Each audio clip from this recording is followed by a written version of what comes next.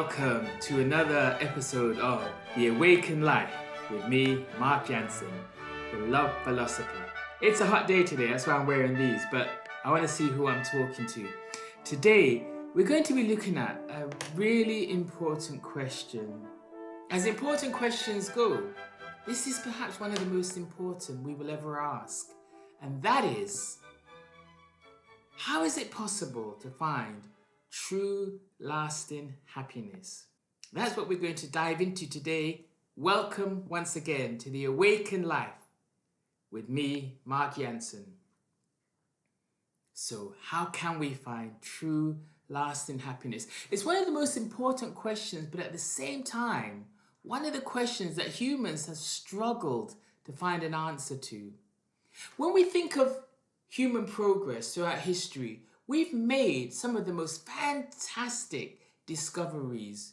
We walked on the moon. We've sent probes to Mars.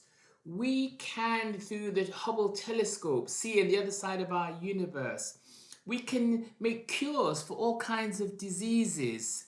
We can utilize the ocean floor. We harness the power of the sun to make electricity to power our world. We've done so much as a species. Yet isn't it interesting? If you ask any person, no matter what country, what do you want most in life? Practically every person will say, I want to be happy. So happiness is something we all desire. Yet, the interesting thing is it's something that we find so difficult to find. Every year, the World Health Organization say at least 700,000 people every year will sadly end up committing suicide because their problems were too much for them. And ultimately, they couldn't find peace or true lasting happiness. That is one person every 20 seconds takes their life for many reasons, but ultimately, because they're unable to find true, lasting happiness.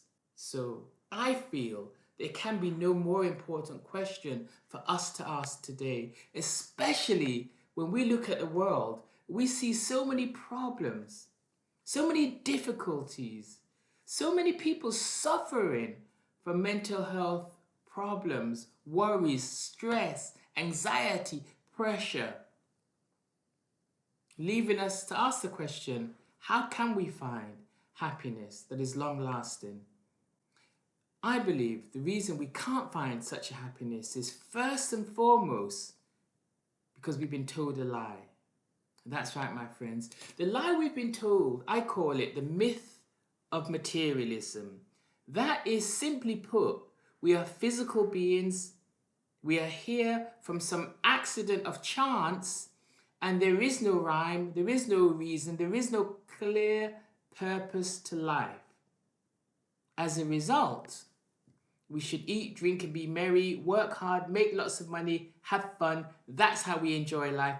That's how we find happiness. But this, my friends, is a big lie. I remember a couple of years ago, one famous actor called, I think his name is Matthew Perry. He was a star of the hit show Friends. Before he sadly ended his life prematurely, he faced years of drug abuse, alcohol abuse, wrestling with depression, because he said in his own words that he prayed and prayed to be successful.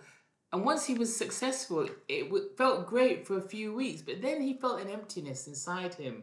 And then he searched for something more. Sadly, he couldn't find what he was looking for in drugs and alcohol. What he was looking for was a spiritual purpose, meaning. But sadly, Matthew Perry is just one of the people who have died through not being able to find happiness, not being able to find peace or contentment because they believed in this lie that we've been force-fed throughout our lives. That lie is happiness does not and cannot be dependent upon things outside of ourselves. In other words, people think, I'll be happy when I find a new boyfriend or girlfriend. I'll be happy when I get the ideal job. I'll be happy when I get a pay rise. I'll be happy when I get out of this bad relationship. I'll be happy if. No, my friends, happiness is not dependent on what's happening in the outside world around us. Happiness is dependent upon what's going on within. So the first point, the big lie, happiness is not dependent upon outside things. Second point I'd like to bring to your attention is what I call one of the biggest secrets, and that is happiness is a conscious decision that you have to make. But here's the thing, we can only make such a conscious decision if we're spiritually awake. Unfortunately, most people are not spiritually awake. Most people are in a spiritual coma. And therefore, if you're not conscious of your actions. If you're not conscious of your actions, you can't take a conscious decision to be happy. Now, you might be thinking, well, how is it possible to make that conscious decision to be happy? There are so many difficult things happening in the world, and I know. But what I'd like to do, I'd like to give 3 tools that I've used myself, so I know they work, that I have employed in my own life to help me live a life of happiness. The first tool is faith. Now, I consider myself a person of faith. Whatever your religion is, I'm not here to preach religion, but if you believe in something, and I always say, find something to believe in that's bigger than yourself. There is a force of goodness in this world. You can call it God, you can call it love, you can call it the universe, you can call it whatever you want, but just call it and embrace it into your life. When we live a life of faith, difficulties become easier. When we go through a hard time, we know and we trust there must be a reason for it. And that gives us hope. And that hope gives us extra strength to go through the difficult path of life.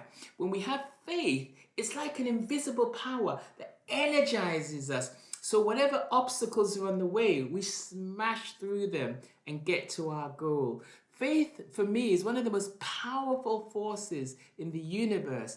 And if we try to live our lives without faith, we'll feel empty inside.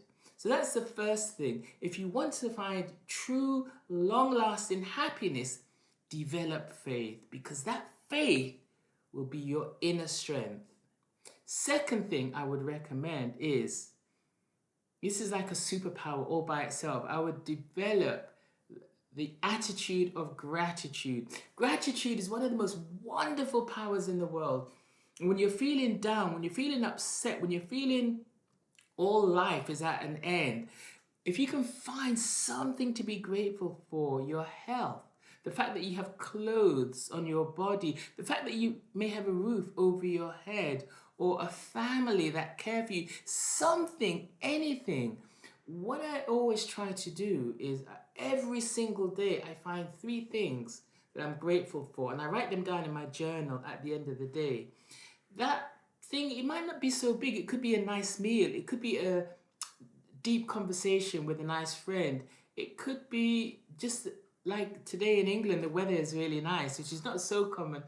It can be anything. But what I recommend is when you look for something good, when you look for something positive, when you look for something to be grateful for, you'll find it, and it will change your mood, and it will lift your spirits and help you to have a more positive outlook on life. So that's the second thing I would recommend. Always have an attitude of gratitude. It's an inner power that will change your feelings from sad to fantastic. And when you change your feelings, you change your thoughts. And when you change your thoughts, that changes everything. The third thing I would recommend, if you want to live a life that's full of happiness, is to live a life of love. Now, for me, the best way to live a life of love is to know God, because God is love. When you live with God, you automatically want to love all of those around you. And when you live in love, it produces an indwelling of joy. And joy is what we want. You see, a lot of people mistake happiness with joy. As I mentioned at the beginning, happiness is something we associate with things outside of ourselves. We win the lottery, or we meet the person of our dreams, or we get the dream job, or our football team wins. All of these things make us happy, but happiness is a temporary situation. Joy, however, is an indwelling feeling that is permanent. And the more we live a spiritual life, the more we know the Creator, but not just know the Creator, but we live with the Creator, then the more we will live a life of love. When we live a life of love, the natural result is joy, an indwelling feeling of irrepressible goodness, positivity, and love for life that we call joy. And my friends, when we live in joy each day, that is the way for true lasting happiness. So, in summary, when we look at the world today, there are so many problems, there are so many difficulties, and so many people are upset, depressed, anxious, worried, nervous, unhappy with life. But we can live a life of true lasting happiness. First, we have to recognize that we've been lied to. Happiness doesn't depend on how much money you have, how big your house is, but happiness does depend on you making a conscious decision. It's easier to make that conscious decision when you have faith, when you live with gratitude, and most of all, living each day with love. Those three tools will develop an indwelling feeling of joy. And that, my friend, is the main ingredient to live a life of true lasting happiness. And that, my friends, is what the awakened life is all about. Thank you, and I look forward to seeing you again. God bless.